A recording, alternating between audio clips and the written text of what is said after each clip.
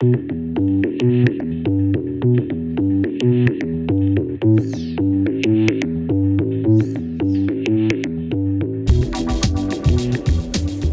how's it going? Welcome to another episode of Lost Like Mike.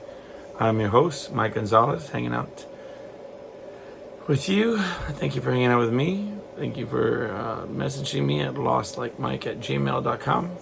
Thanks for subscribing. Thanks for checking out this podcast. All right. I have some news. I have some updates. I did go to the doctor. I had my first specialist appointment. If you had been listening to the podcast at all or checking it out over the past month or two, it's been kind of going on for a while now. I've had an issue with my throat coming off of, I think it was the flu or maybe COVID. And I complained a lot about, never being able to recover, singing 4 times a week and 4-hour shows. Sorry, I got something in my eye. If you're watching this, it's obnoxious. It looks like I'm winking or something. So yeah, I've been playing a lot of shows, and some shows would be pretty horrible. As far as like being able to sing at all. Sometimes my voice would just crap out after an hour or two. It's been a difficult journey, and one of which I'm still suffering, kind of going through. With no rhyme or reason, just kind of like some shows would be fine. But if you would know my routine, it was a lot of like drinking nearly a gallon of water per show. Drinking Arizona. It ended up being like, drinking whiskey, far more whiskey than I should be drinking. Honey, lemon juice. Lately it's been Arizona tea with ginseng and honey. But it just looks like I'm a superstitious person, really, if you were to come check out what I have with me on stage. Vocal warm-ups, pushing from this spot and that spot, and it's been difficult, right? But I guess the main thing is that I went to the doctor, and the doctor was basically said that she suspected that I had she knew I had like an upper respiratory infection, and to monitor it, but gave me a referral to an ear, nose, and throat doctor. It said, you need to get to the bottom of what's going on with you. And of course, at least I don't know if it's that way wherever you are, but trying to set up an appointment with a specialist, they were like, the next available appointment is, a month and a half away. So I made the appointment. Anyway, so that's what I did. I did that last Thursday. And it always makes you nervous. Ever since I talked to that one doctor, and they're like, the questions, before you go in, you answer some questions, and it was like, do you smoke? And it's like, nah, I don't smoke. Did you ever? How long? And then they're like, okay, well, you still qualify. You still could have all that stuff, and it still could be trashed. And so, it's just. So we got through the questionnaire, and it does still make me nervous, thinking I could have done irreparable damage because of smoking all those years.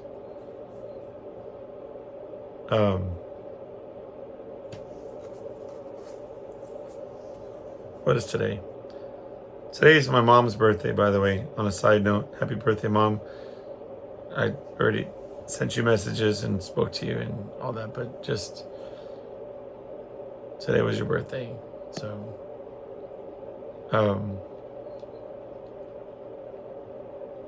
trying to do the math.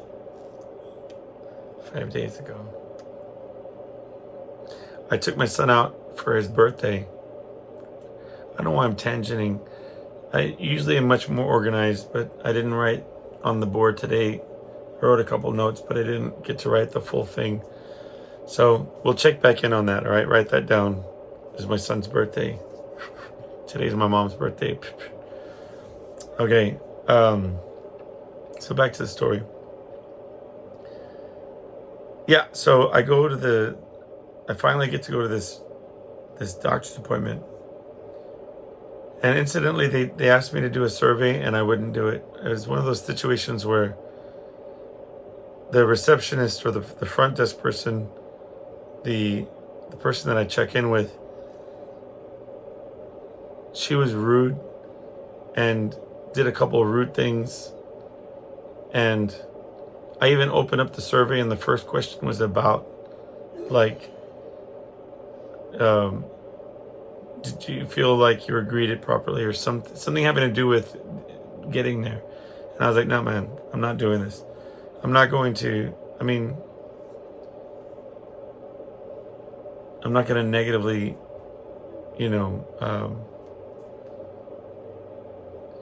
give a negative review. I feel like if you don't have anything nice to say, then just skip the whole damn thing. Because it was really, the doctor was cool. The nurse that was in there when it was this young man was cool.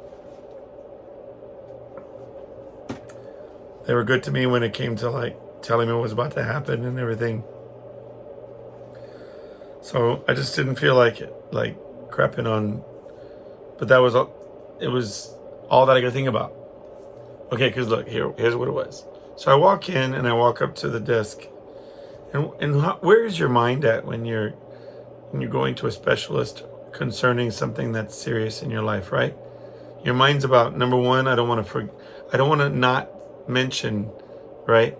I don't want to forget to mention any of the symptoms or anything going on. So I'm reviewing with what I should be saying when I get there, and I'm trying to keep my mind right because I'm notorious for showing up to the doctor, especially in this context, because you're talking about like waiting over a month. So the things that were going on a month and a half ago aren't going on anymore, the way that they were then. But you don't want to neglect any of that backstory because it may be pertinent to the diagnosis, right? So you might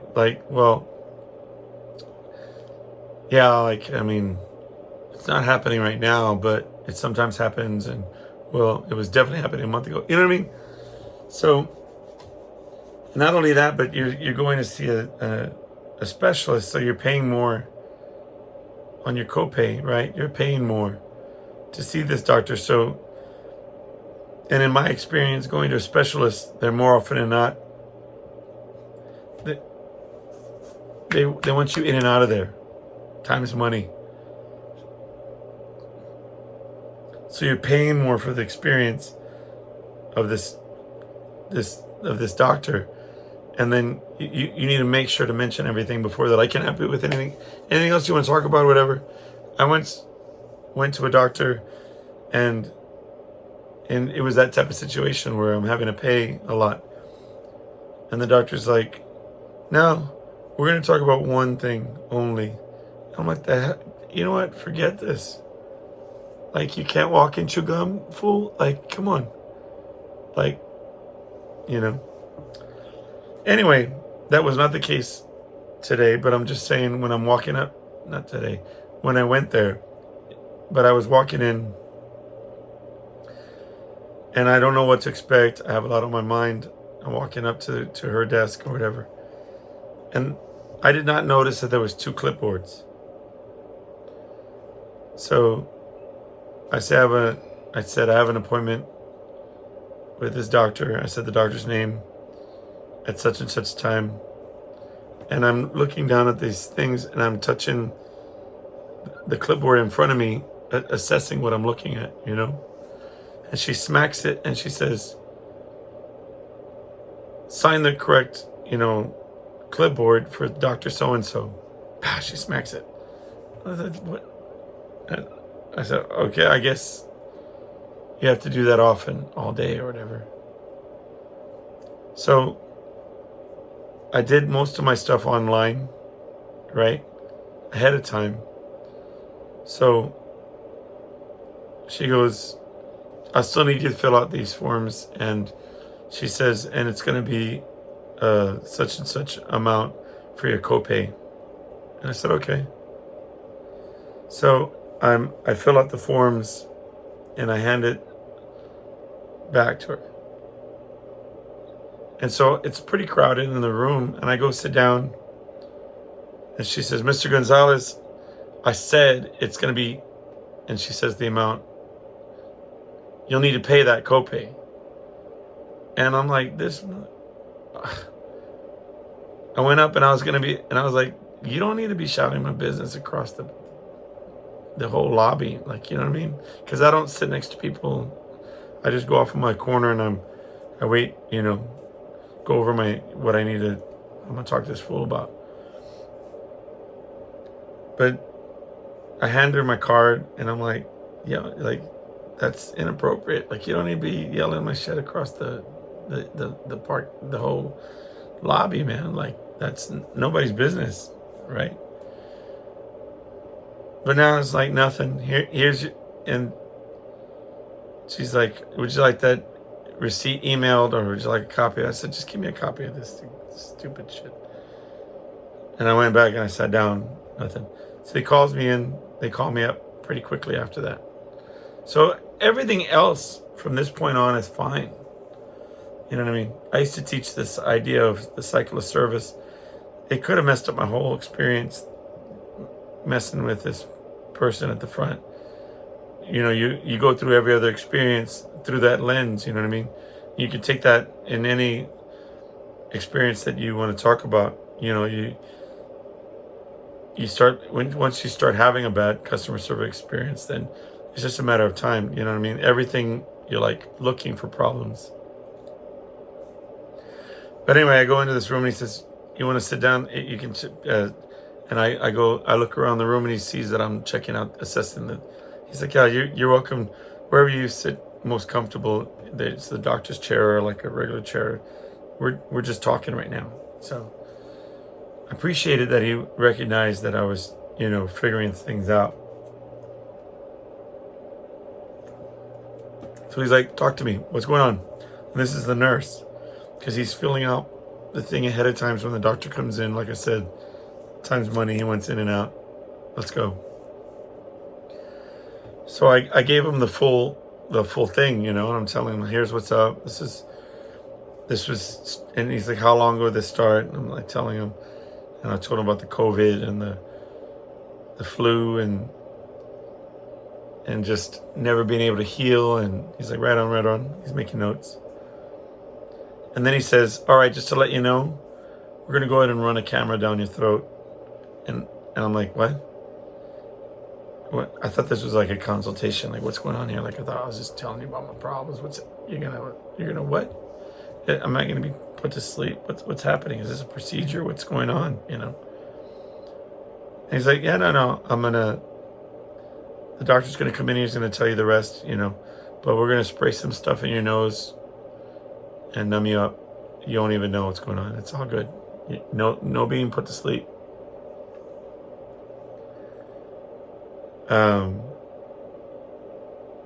All right, I'll be back. And he tips out. And I'm like, what is happening? And I'm reaching out to my wife. I'm like, yo, they're going to put something down my throat. And I'm going to be awake, And, she's at work. She's doing her thing. So I didn't expect a response, but I was like tripping pretty hard. Like, what's about to happen? And this older man comes in, this doctor, and he's like, tell me about what's going on, right? And he puts some stuff was on a tray. And I see this like a thin hose, and it's attached to what looks like a gun. And I'm like, and he's like, I'm sure they told you what we're about to do and all this kind of stuff. And I'm like, yeah. And in my mind, I'm thinking, how is spraying stuff down my nose going to numb my throat, like inside my mouth, because I'm picturing them gonna put the camera down my mouth. I said, how am I gonna be able to take that? Like, and the doctor's like, so I'm gonna put this camera in your nose hole, in your nose, and then down your throat. And I'm like, I don't even, okay, I'm not even understanding what's happening, the biology of this, what's going on, like, how is this gonna happen? And then, so they shoot some stuff in my nose, and like, I could breathe like crazy good, like it opened up like all my sinuses or whatever. And I was just like what? And so I just closed my eyes, and he's like, you know, you're gonna be fine. Like, this is, and breathe in and out of your nose like normal. And somehow, like, the camera was inside there and just down my stupid throat. I don't know how. And then he was like saying to say vowels, and I could feel it. Like I was going E, and I could feel the damn thing. Like, not like pain, but I'm saying like I knew something was in there. You know what I mean? It was the weirdest sensation.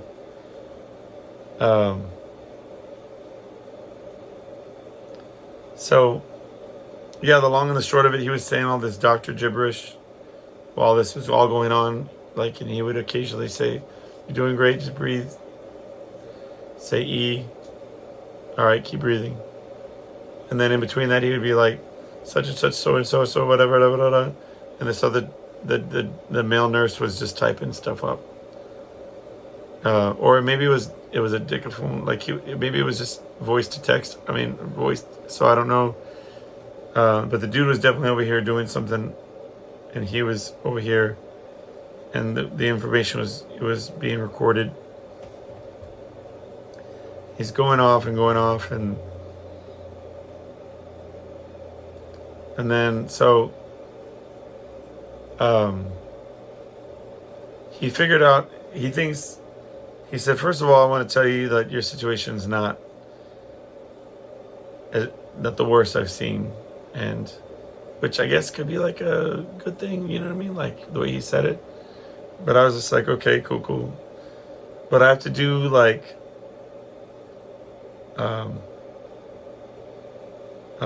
a barium swallow test. They're gonna do like this X-ray with like stuff happening. I have to drink something, I think, and then I have to do another one, this other thing. And they put me on some meds.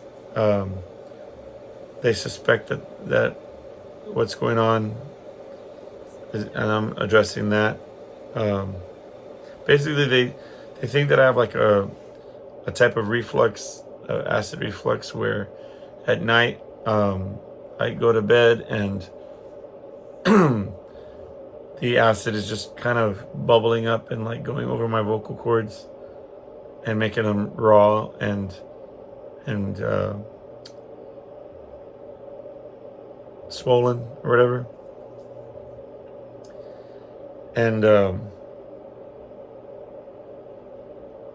but they want me to take further tests to see if there's anything else going on.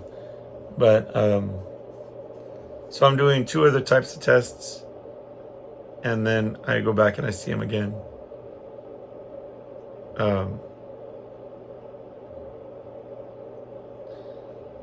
So that's pretty much that. And so good news in respect to the I thought it was going to be like, I didn't know what to think it might be, but I didn't want it to be like that I blew out my vocal cords or that I had some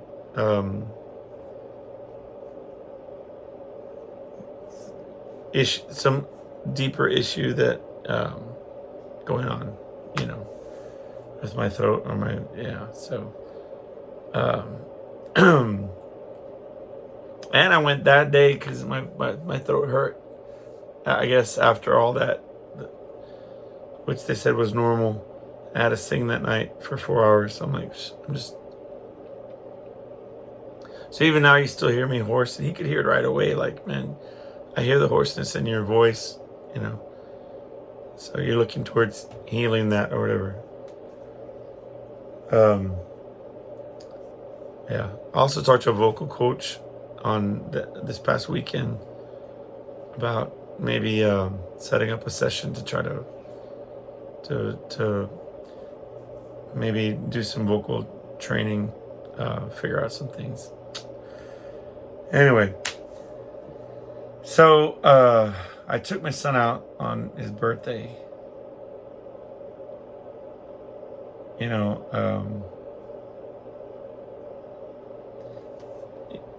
he's kind of like, he's already 19 now, and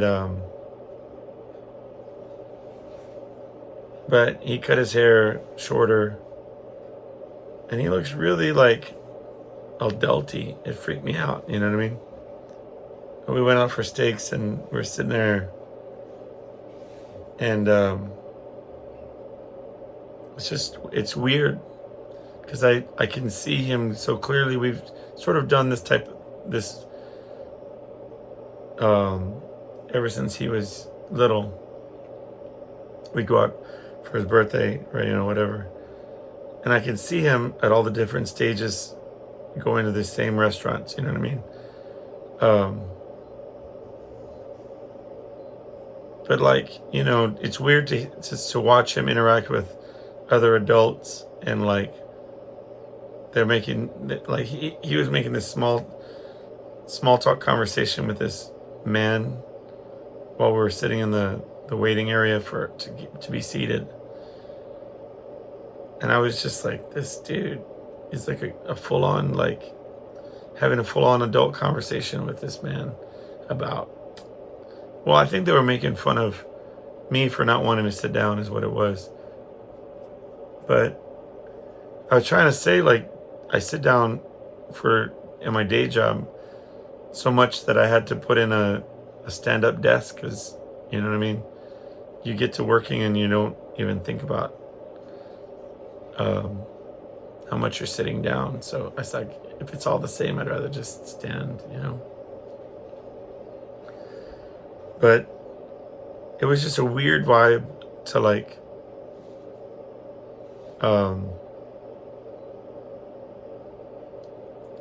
he's a nice young man, and a good-looking kid too, like, but a nice young man.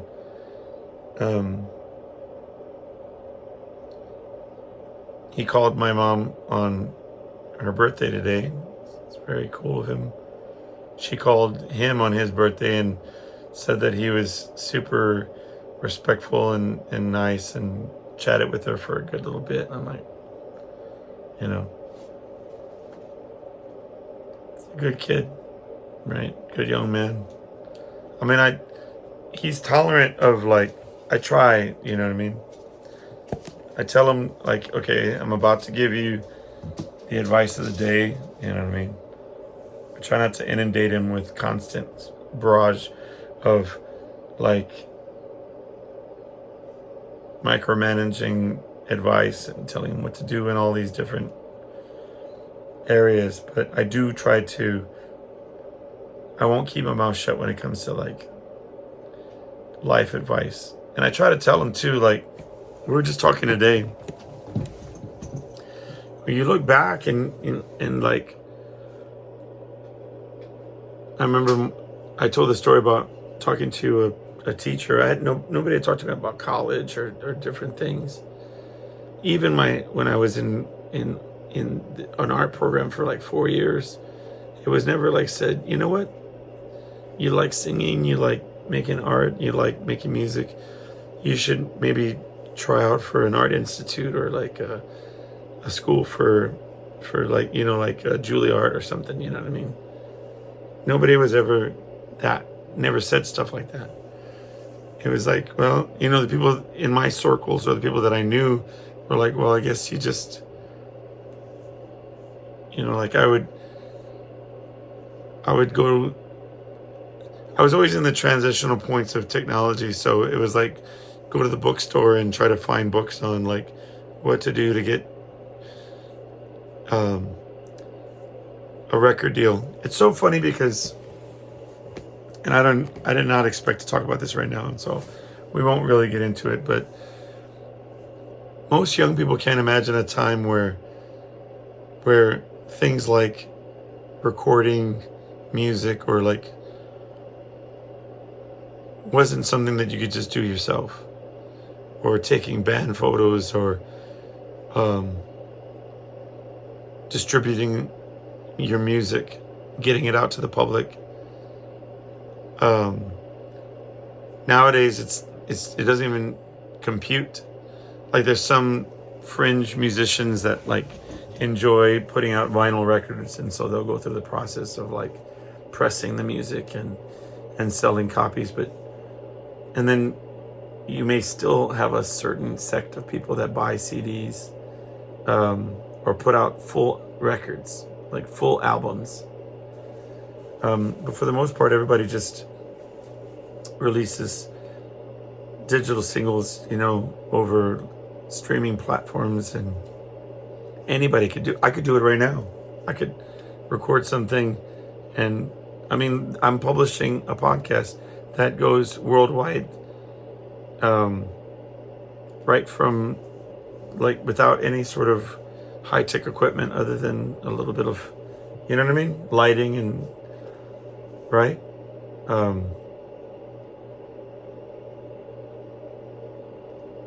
Just, today I'm just using the microphones that are coming from the camera. I'm going to use a mastering program right on the platform that streams my podcasts to different platforms, and you won't even hear an audio difference. But my point is, musically, like, it was before the age of internet. I can tell you a time where I remember, where they were like, "No, man, it's not. You're going to be, your music's going to be how to get it onto a cassette, that you can mass produce these cassettes," and and then it's really quickly after that was CDs, and then it was burnable CDs. What do you mean that I don't have to send it off to New Jersey to have it pressed on these CDs and make the multiple copies and to do the booklet that goes inside the CDs? Like, I could do it right on a computer, and like, I guess you have to buy the computer that has more than one CD tray so that you can make a burn of that CD copy and send them out as promo copies to record labels, because originally it was record labels were the only ones that had the ability to make multiple CDs, and then I could send them out myself and independently make the CDs. And how do you distribute them? Well, you'd have to call this company and see if they would put it into stores, and you have to go out to these mom and pop record shops, and ask them to put a few CDs in displays. That's how it used to be. Like, I'm remembering all this right now, just in terms of talking about it. I remember them talking about how, I think it was Pink, the artist, who, by the way, like, they were talking about how her daughter was singing with her or something, or maybe it was her son, I can't remember. But can you imagine being like, to see that as the level of a live performance, you're related to that person? If you've ever watched Pink perform, she basically does these Cirque du Soleil level moves of flying on these wires across stadiums and doing all these elaborate, it's a wonderful show. and she doesn't have to do any of it because she's already like an incredible vocalist and has like a very deep catalog of hit songs. But she puts on these incredible shows. It's just insane. Anyway, I digress. Well, we'll get into this one time or another. We can do a full-on whole show about the history of like how to put out music and how it's been. I was always chasing that curve because it was always the next thing was happening. But anyway, I normally would, plug in the microphone and do the whole thing, but I'm too far into it already to go back in. So we'll just use these microphones here. But where was I?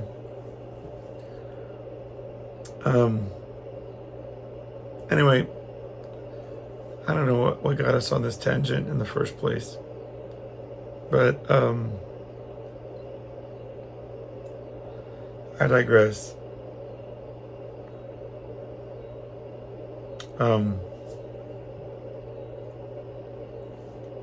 I didn't want to go too far into the whole music thing, so otherwise I would just finish talking about that. I guess there's no problem in doing so. Anyway, so we're talking about Pink, that was right. And where she was talking about how on her CD, it was going to be you put it into your computer and there would be pictures and links to like, I guess her website or like where you can click on it and see a music video that was on your computer.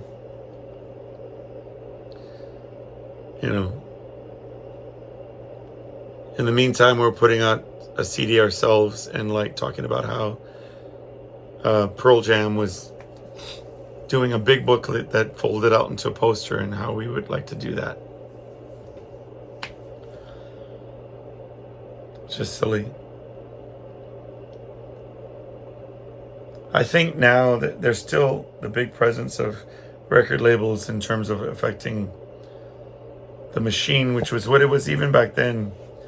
It was like there was a point where you had to go through a record label.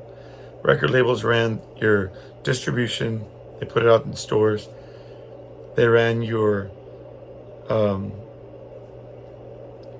promotional machine, which was your radio and your media, getting you music videos on MTV.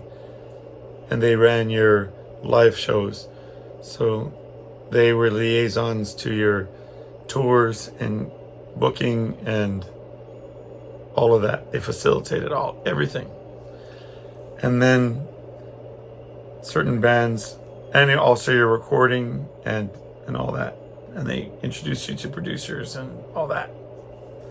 And then at another point, bands were starting to take control of merchandising, certain aspects of their merchandising, like their shirts and their live shows and booking. And then some were in control of their recording. Some were in control of aspects of their distribution. And then there was the advent of the independent record label, which were basically run by artists or their certain artist fans that maybe pressed their music for them or ran the college radio listings. We used to have to buy books that had context at radio stations, and a lot of times you'd buy these books and you'd start calling these numbers, on landlines or whatever. And a lot of times it'd be like, yeah, that person's not here anymore. Or you just feel your way through. Fast forward to, a time now where everything's digitized and you pretty much can't there's not really any real way to make money from, you don't sell CDs. People don't buy downloads as much as they used to. They just stream, and so you're making pennies where I don't even know.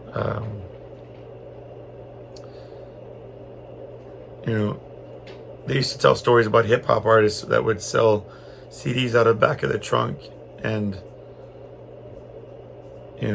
it's just not where you're making the money. Now you have to like build up a channel and monetize a YouTube channel or a TikTok, or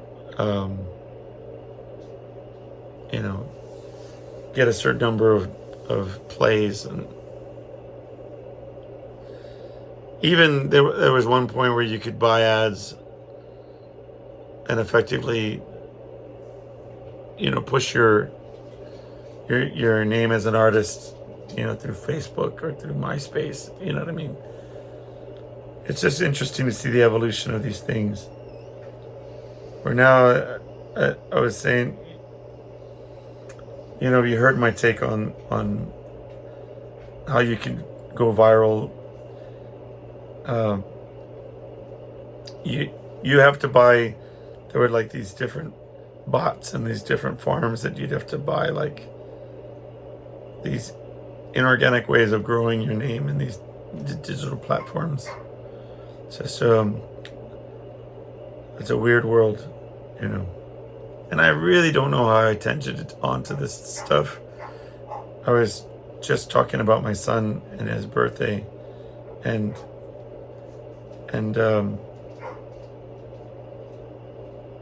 my wife's trying to signal to me that dinner time or whatever.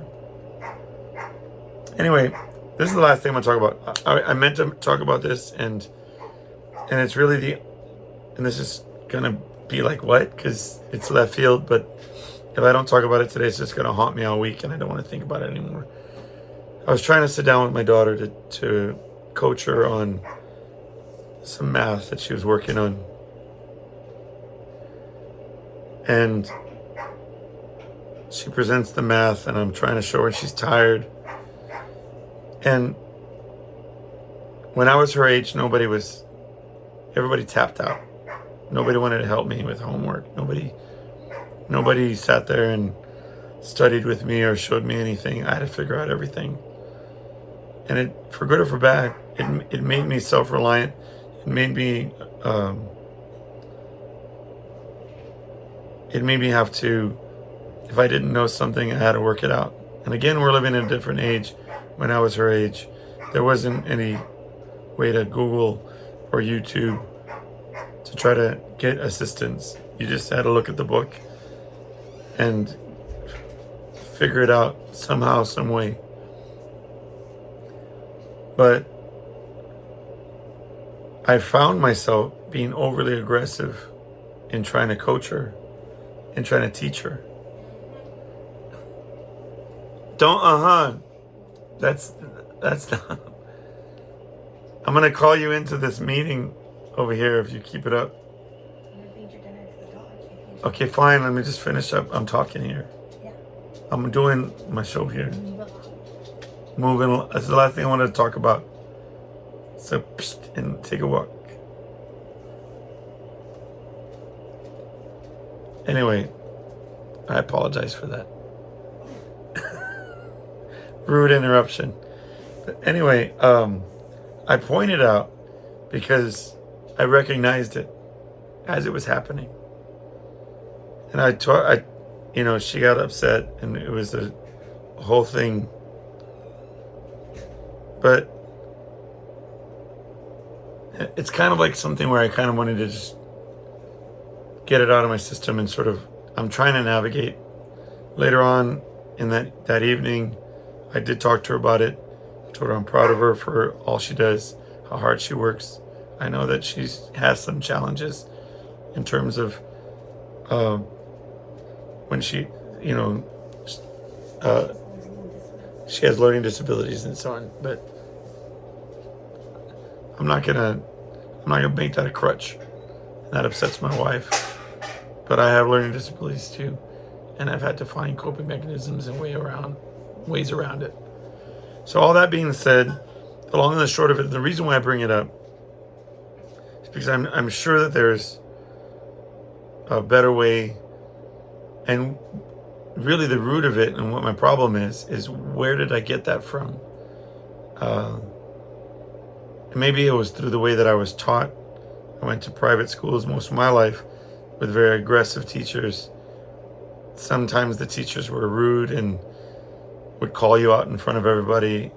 I remember once pretty much being told that I was stupid because there was two different ways of spelling, of two different words that were said the same way, but if you used a different spelling, I don't even remember what the word was, but I remember the teacher being like pretty much saying that I was stupid.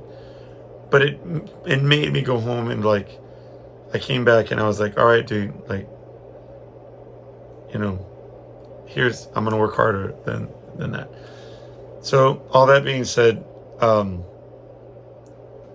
it brought to mind ideas of nature versus nurture, and of like environment versus genetics. Like, is this something that came from my parents and the way that they treated me or did not treat me?